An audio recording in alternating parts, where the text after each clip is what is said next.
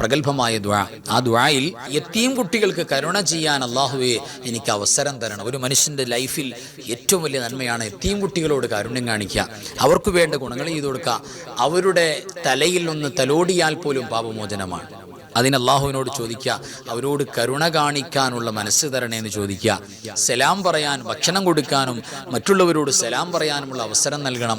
നല്ല കൂട്ടുകെട്ട് നൽകണം, ചീത്ത കൂട്ടുകെട്ടുമായി അകൽച്ച വേണം എന്നുള്ള ചോദ്യമാണ്. ഈ ദുആ ആത്മാർത്ഥമായി എൻ്റെ കൂടെ എല്ലാവരും പറയാം. اللهم ارزقني فيه رحمة الأيتام وإطعام الطعام وإفشاء السلام وارزقني صحبة الكرام واجنبني محادثة الإخوان اللئام بطولك يا ملجأ الآملين. തഖബ്ബൽ അല്ലാഹു സ്വീകരിക്കട്ടെ.